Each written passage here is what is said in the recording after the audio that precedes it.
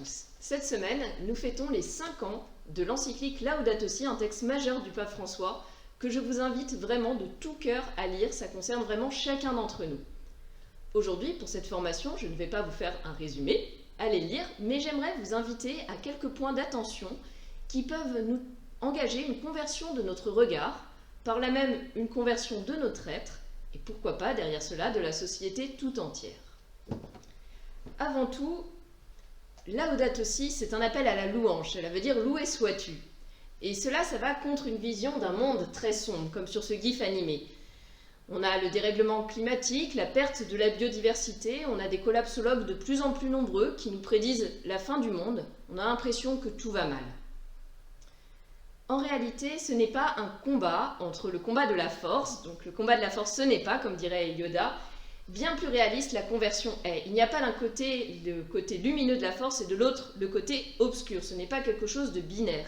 C'est quelque chose qui est bien plus impliquant de notre part, nécessitant une conversion. C'est pourquoi, tout au long de ce document, il s'agit de convertir notre regard pour passer d'une situation a priori assez anxiogène à la louange, malgré tout. Le premier appel à la conversion, je crois qu'il est déjà contenu dans le titre. Écologie, peut-être que pour vous, ça évoque le hobby, l'occupation de quelques-uns ou un parti politique. En réalité, si on regarde l'étymologie de ce mot, ça vient du grec oikos, la maison, également logos, la parole. C'est tout simplement les paroles sur notre maison. Et le sous-titre de cette encyclique, comme je l'ai indiqué ici, c'est sur la sauvegarde de notre maison commune. Donc l'écologie, ça nous concerne bien tous puisque nous habitons la même maison. C'est pas le bien d'un seul groupe. Et il s'agit également de passer du je à la conscience du nous, du fait qu'il s'agit d'une maison commune. Donc on est invité à convertir notre regard ou tout au moins à l'élargir. Il s'agit aussi de passer du désespoir à l'action. Le premier chapitre de Laudato Si, c'est un constat sans appel. Les sous-titres sont clairs. Il parle, le pape François, de la pollution, du changement climatique, de l'eau, de la perte de la biodiversité, de la détérioration de la qualité de la vie humaine et de la dégradation sociale, de l'inégalité planétaire et de la faiblesse des réactions. C'est assez dramatique, mais en même temps, à côté de cela, il nous invite, notamment dans ce paragraphe 13 que j'ai reproduit partiellement ici, à un vrai changement. Je lis. Le défi urgent de sauvegarder notre maison commune inclut la préoccupation d'unir toute la famille humaine dans la recherche d'un développement durable et intégral, car nous savons que les choses peuvent changer. Appel à l'espérance. Le Créateur ne nous abandonne pas. Jamais il ne fait marche arrière dans son projet d'amour. Il ne se repent pas de nous avoir créés. L'humanité possède encore la capacité de collaborer pour construire notre maison commune. Les jeunes nous réclament un changement. Ils se demandent comment il est possible de prétendre construire un avenir meilleur sans penser à la crise de l'environnement et aux souffrances des exclus. C'est le premier changement. Pour ce changement, il s'agit aussi de contempler l'évangile de la création, pour reprendre des mots de cette encyclique.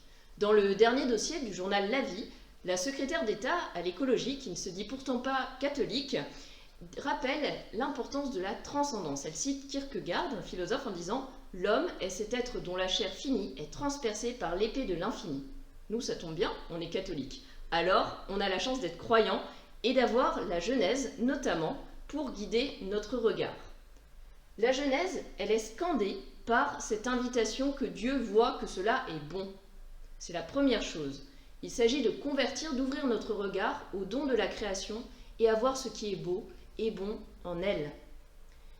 Après, on peut se demander, certains disent, mais les chrétiens, vous êtes bien gentils là, mais dans la Genèse, il est écrit mais que l'homme va dominer sur la création. Ce n'est pas tout à fait cela. Le pape François nous invite à relire la Genèse, et je vais lire des passages de ce paragraphe 67. Nous ne sommes pas Dieu. La terre nous précède et nous a été donnée. Cela permet de répondre à une accusation lancée contre la pensée judéo-chrétienne. Il a été dit qu'à partir du récit de la Genèse qui invite à dominer la terre, on favoriserait l'exploitation sauvage de la nature en présentant une image de l'être humain comme dominateur et destructeur. Il est important de lire les textes bibliques dans leur contexte, avec une herméneutique, une interprétation adéquate, et de se souvenir qu'ils nous invitent à cultiver et garder le jardin du monde. Alors que cultiver signifie labourer, défricher ou travailler. Garder, et c'est ça qui est important, signifie protéger, sauvegarder, préserver, soigner, surveiller. Cela implique une relation de réciprocité entre l'être humain et la nature. Voilà, donc vous voyez, je faisais un petit clin d'œil par Star Wars tout à l'heure. Il y a aussi un parallèle à faire là. Ceux qui veulent se saisir, ceux qui tombent du côté obscur de la force veulent se saisir de cela pour leur bien propre et tombent du côté obscur. Alors qu'il ne s'agit pas d'en faire un mauvais usage, mais bien de s'en servir pour le bien de tous. Enfin, le dernier point, c'est de convertir ce qu'on va appeler l'anthropocentrisme, le fait d'être centré sur l'homme, ça veut dire, où l'on considère que tout est un dû, au théocentrisme, c'est-à-dire à ce qui est centré sur Dieu. Je ferais bien un parallèle avec le Schtroumpf coquet, dont je me servais quand j'enseignais le mythe de Narcisse à mes 6e. En fait, le Schtroumpf coquet, vous voyez, il est tellement occupé de se regarder dans son miroir qu'il est incapable d'entrer en relation avec les autres. Il ne voit que son propre reflet, il est préoccupé de lui-même. On pourrait se dire qu'il se prend pour le nombril du monde puisqu'il ne fait que regarder cela. Eh bien, c'est pareil avec la création. On est invité, nous aussi, à convertir notre regard, à ne pas seulement le tourner vers nous-mêmes, notre petite humanité, notre petite personne, souvent, mais bien à l'élargir au monde entier pour vraiment entrer en relation avec la création et la considérer comme un don qui nous est fait. Il y a de nombreuses implications à cela, et notamment se rappeler que cette création de la part de Dieu est de l'ordre de l'amour. Et en changeant ce regard, on peut aussi entrer dans une dimension de collaboration avec l'œuvre de Dieu. Ce regard qui a à se convertir, c'est également, justement, si nous avons appris à sortir du modèle du Schtroumpf coquet, c'est un regard d'amour qui vient se poser sur chaque créature. Le pape l'écrit au paragraphe 84, « Chaque créature a une fonction et aucune n'est superflue. Même les créatures non humaines sont là pour nous révéler Dieu. » Est-ce qu'on y pense si souvent? Personnellement, pas tout le temps. Et pourtant, c'est quand même grandiose quand on y pense. La conversion, si on devient vraiment conscient de ce don de Dieu, ça consiste à entrer dans une relation au Créateur, à Dieu lui-même, et donc aussi à entrer dans une relation les uns avec les autres, dans une relation de fraternité avec toutes les créatures. Il ne s'agit pas de dire qu'on est les mêmes, oui, par exemple, comme François d'Assise nous l'invitait à le dire dans le cantique des créatures, en reconnaissant les uns et les autres que nous sommes frères et sœurs. C'est valable, il ne s'agit pas de dire qu'on est tous pareils, mais au contraire de se retrouver frères et sœurs. Et évidemment aussi avec les autres humains. Dans le paragraphe 92, il est bien question de cela. Tout est lié. Et, comme êtres humains, nous sommes tous unis comme des frères et des sœurs dans un merveilleux pèlerinage, entrelacés par l'amour que Dieu porte à chacune de ses créatures, pas créateurs, et qui nous unit aussi avec une tendre affection à Frère Soleil, à Sœur Lune, à Sœur Rivière et à Mère Terre. Tout ça, ce sont des éléments du cantique des créatures. On a donc la grande conversion de notre vie en réalité de l'ordre de l'amour, comme on le dit aussi dans d'autres cas dans notre foi. Ça concerne donc aussi notre prochain, et notamment le plus pauvre. Tous, nous sommes invités à être les gardiens de nos frères et sœurs. C'est exactement à devenir des anti-Caïn. Vous vous rappelez peut-être, une fois que Caïn a tué Abel, quand Dieu vient l'interpeller, Caïn lui répond « Mais suis-je donc le gardien de mon frère ?» En réalité, oui, nous avons à l'être. Et cette conversion du regard, elle est vraiment de l'ordre de l'amour. Alors, après avoir appris à regarder, vient le temps du jugement et le temps de l'action.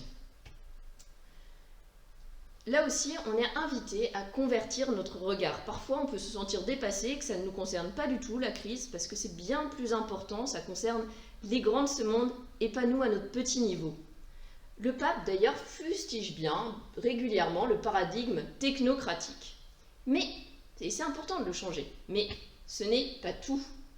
Le pape François le dit, tout est lié. Et ça, c'est vraiment là qui est important. Car il s'agit bien d'entrer dans une écologie intégrale qui s'appuie sur ce qu'il appelle une écologie quotidienne, du quotidien, des petits gestes. Voir, juger, agir. La question qui se pose, c'est que puis-je faire à mon niveau, même le plus simple, même le plus petit, qui aille dans le sens d'un salut communautaire, ou on dit en d'autres termes du bien commun, du bien de toute l'humanité. Il donne quelques pistes dans son dernier chapitre, notamment l'éducation qui s'intitule Éducation et spiritualité écologique.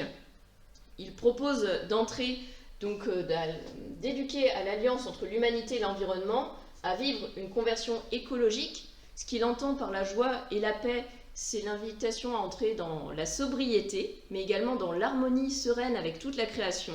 Et là aussi, on a sans doute à vivre une vraie conversion. Et aussi la prière. Mais quelle place donner à la prière dans toute cette histoire? Il s'agit bien d'entrer dans une spiritualité écologique. Pour un chrétien, en effet, le centre de ce changement de regard, c'est bien le plus profond même de cette conversion, c'est bien notre vie de prière.